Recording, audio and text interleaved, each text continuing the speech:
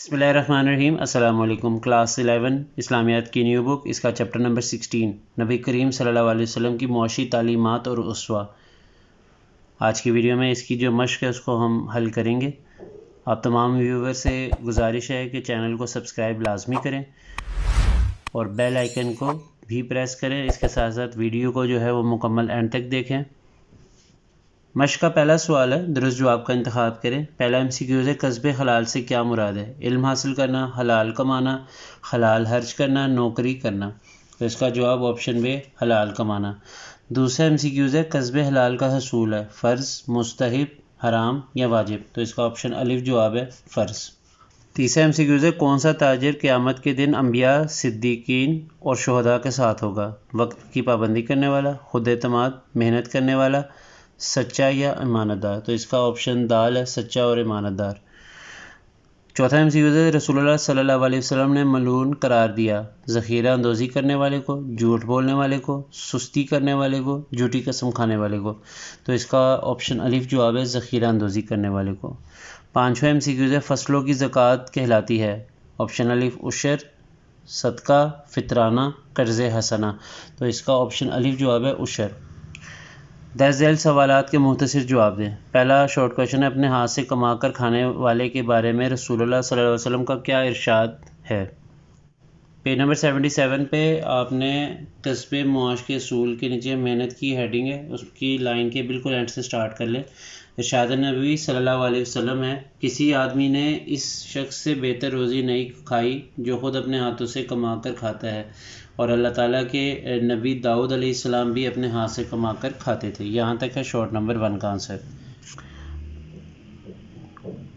دوسرا short question ہے، ملاوٹ اور دھوکہ دہی کو مثال سے واضح کریں۔ پیج نمبر 78 پہ ملاوٹ اور دھوکہ دہی سے پرہیز کی ہیڈنگ بنی ہے، اس کے نیچے سے شارٹ نمبر 2 کا آنسر سٹارٹ کر لیں۔ قصب معاش کی جدوجہد کے دوران حصول دولت کی بعض آسان راہیں بھی نکل آتی ہیں جنہیں اسلام قطعاً جائز قرار نہیں دیتا، مثلاً اشیاء کی کوالٹی کو تبدیل کر کے خراب شے کو زیادہ داموں میں بیچنا۔ یہاں تک ہے شارٹ نمبر 2 کا آنسر۔ تیسرا شارٹ ہے، گردش دولت کے کیا فائدے ہیں؟ اس کا آنسر آپ نے تحریر کر لینا ہے۔ گردش دولت کے ذریعے دولت معاشرے کے تمام افراد تک پہنچتی ہے، اس سے تمام افراد اور طبقات یکساں مستفید ہوتے ہیں۔ گردش دولت کی وجہ سے انسان کی معاشی سرگرمیوں میں برکت بھی پیدا ہوتی ہے۔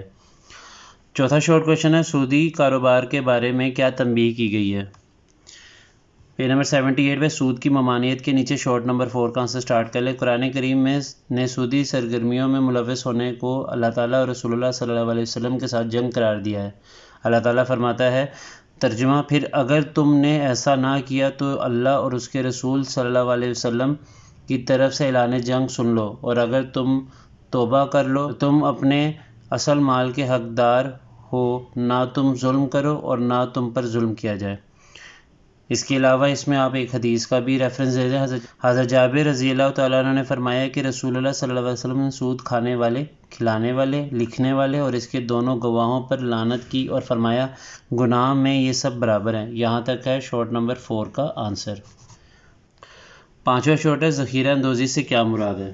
ذخیرہ اندوزی سے مراد اشیاء یا مال کو بڑی مقدار میں خرید کر چھپا لینا اور پھر اس کی مصنوعی قلت پیدا کر کے زیادہ قیمتوں پر فروخت کرنا ہے۔ یہ عمل عام طور پر منافع کے حصول کے لیے کیا جاتا ہے اور اس کا مقصد طلب اور رسد کے فرق سے فائدہ اٹھانا ہوتا ہے۔ اسلام میں ذخیرہ اندوزی کو سختی سے منع کیا گیا ہے کیونکہ یہ معاشرے میں مشکلات اور قیمتوں میں اضافے کا سبب بنتا ہے اور غریب عوام کے لیے تکلیف دہ ہوتا ہے۔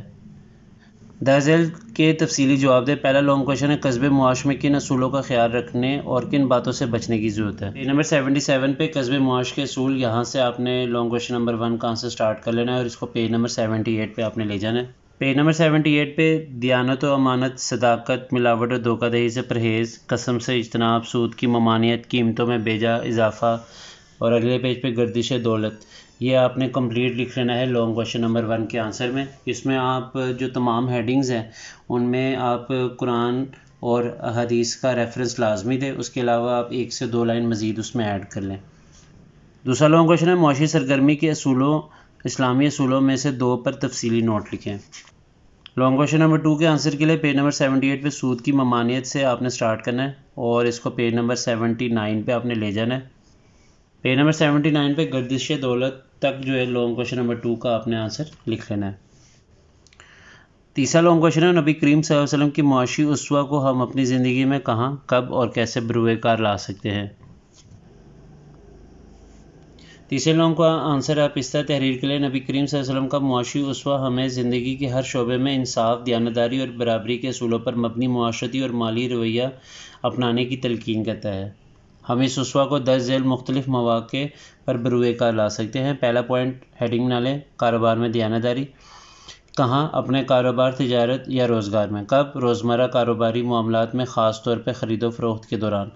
کیسے؟ آپ صلی اللہ علیہ وسلم نے ہمیشہ دیانتداری کو تجارت میں اولین ترجیح دی۔ آپ صلی اللہ علیہ وسلم کی اسوہ سے سیکھ کر ہمیں اپنے کاروباری معاملات میں جھوٹ، دھوکہ دہی اور ذخیرہ اندوزی سے بچنا چاہیے اور شفافیت سے کام لینا چاہیے۔ دوسری ہیڈنگ بنا لیں، مزدوروں کا حق اور ان سے حسن سلوک۔ کہاں؟ اپنی ملازمت یا کاروبار میں۔ کب؟ جب ہم کسی سے کام کروائیں یا کسی کو ملازم رکھیں۔ کیسے؟ آپ صلی اللہ علیہ وسلم مزدوروں کے حقوق کی ادائیگی میں جلدی کرنے کی تلقین فرمائی۔ ہمیں بھی اپنے ملازمین اور مزدوروں کو ان کا حق وقت پر اور پورا دینا چاہیے اور ان کے ساتھ حسن سلوک سے پیش آنا چاہیے۔ تیسری ہیڈنگ بنا لیں، بچت اور میانہ روی۔ کہاں؟ ذاتی اور گھریلو اخراجات میں۔ کب؟ اپنی روزمرہ زندگی میں، خاص طور پر مالی منصوبہ بندی کرتے وقت۔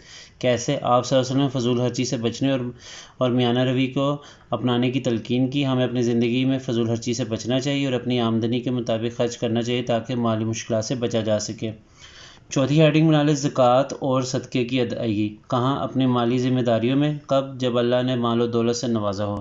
کیسے؟ نبی کریم صلی اللہ علیہ وسلم زکوٰۃ کو مال کی صفائی اور سماجی فلاحی کے لیے ضروری قرار دیا۔ ہمیں اپنی آمدنی میں سے زکوٰۃ اور صدقہ ادا کرنا چاہیے تاکہ معاشرے کی غریب اور ضرورت مند افراد کی مدد ہو سکے۔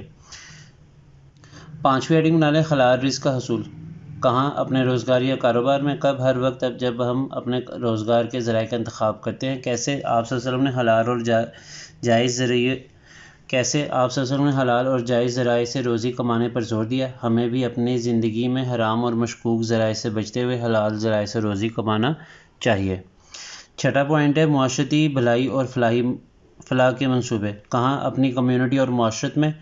کب؟ جب ہمیں معاشرتی بھلائی کے منصوبوں میں حصہ لینے کا موقع ملے۔ کیسے؟ نبی کریم صلی اللہ علیہ وسلم نے ہمیشہ معاشرتی فلاح و بہبود کے منصوبوں کو فروغ دیا۔ ہمیں بھی اپنے مالی وسائل کو دوسروں کی مدد، تعلیم، صحت اور سماجی ترقی کے لیے استعمال کرنا چاہیے۔ ساتواں پوائنٹ ذخیرہ اندوزی سے بچنا۔ کہاں؟ کاروبار اور تجارت میں۔ کب؟ جب کسی چیز کی قلت ہو اور لوگ منافع کمانے کے لیے ذخیرہ اندوزی کی کوشش کریں۔ کیسے؟ آپ صلی اللہ علیہ وسلم نے ذخیرہ اندوزی کو سختی سے منع کیا۔ آپ صلی اللہ علیہ وسلم ہمیں بھی کاروبار میں مصنوعی قلت پیدا کرنے یا ناجائز منافع کے لیے اشیاء کو چھپانے سے پرہیز کرنا چاہیے۔ یہ تمام اصول نبی کریم صلی اللہ علیہ وآلہ وسلم کے معاشی اسوہ کو اپنانے کی عملی شکلیں ہیں جو ہماری انفرادی اور اجتماعی زندگی کو کامیاب اور متوازن بنا سکتی ہیں۔ یہاں تک ہے لانگ کویشچن نمبر 3 کا آنسر۔ اسی کے ساتھ آج کی ویڈیو یہیں پہ ختم ہوتی ہے۔ اگلے چیپٹر کے ساتھ اگلی ویڈیو میں حاضر ہوں گے۔ مجھے دیجیے اجازت۔ اللہ حافظ۔